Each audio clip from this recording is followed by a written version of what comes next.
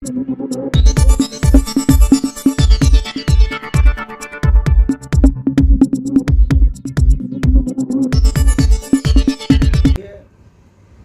नेता लालू प्रसाद यादव जी सामाजिक न्याय के नेता हैं।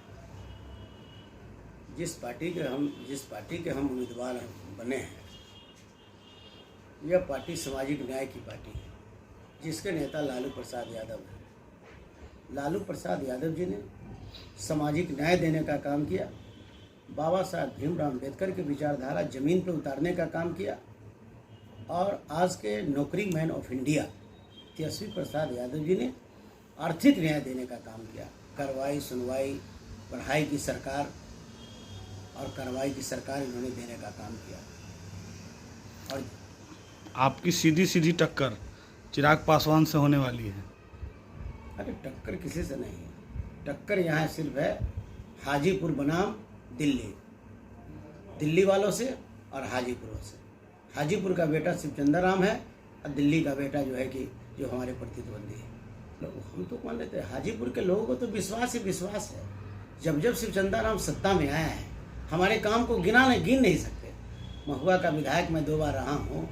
महुआ में भी जो भी डेवलपमेंट जो आप देख रहे हैं, वो तमाम डेवलपमेंट, एक डेवलपमेंट मैंने महुआ में कराने का काम किया।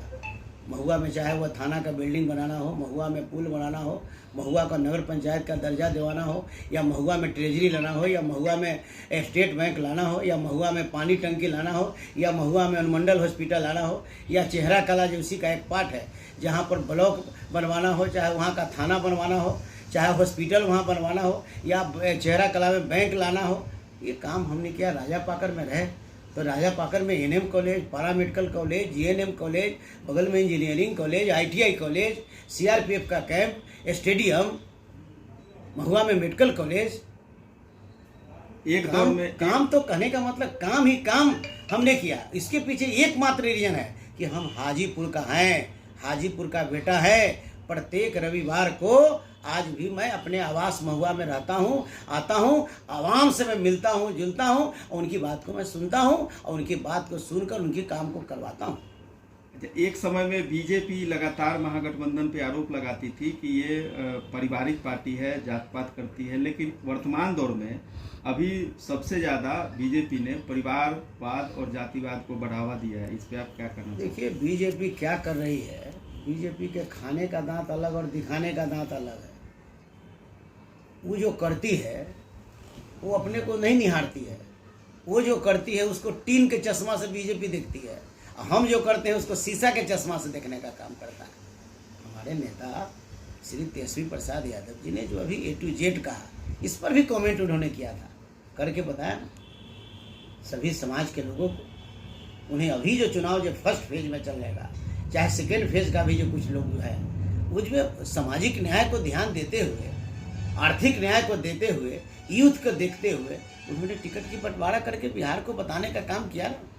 और तेजस्वी यादव जी ने बिहार ही नहीं बल्कि देश के लोगों को ये बताया ना कि तेजस्वी प्रसाद यादव जी बोलते हैं, वो करके दिखाने का काम करते हैं। तेजस्वी यादव, भारतीय जनता पार्टी बोलती है, करके नहीं दिखाती है। और भारतीय जनता पार्टी अगर बोलती और करती तो वो देश के लोगों को धोखा नहीं देती। कौन बोला था काला धन लाएंगे, हर गरीबों के खाता में 15-15 लाख रुपया देंगे, हर जो है कि महंगाई को रोकने का काम करेंगे, प्रत्येक बेरोजगार को हम सरकारी नौकरी 2 करोड़ लोगों को रोजगार देने का काम करेंगे।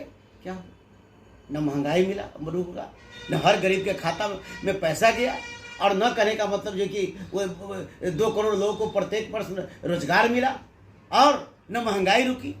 महंगाई की आलम इतनी कमर तोड़ दी इनकी शासनकाल में, जो 390 रुपये का जो सिलेंडर था उसका दाम 1200 रुपया हो गया।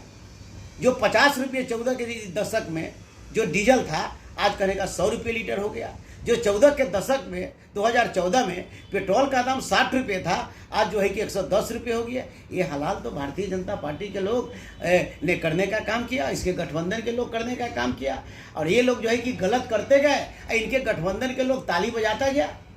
तो बीजेपी कहती है कि इस बार 40 में 40 लेंगे, गलती से एक बच गया था, वो पूरा इस बार क्लीन रहेगा। नमो हैट्रिक की भी बात करते हैं। वो तो अब परेशान क्यों है?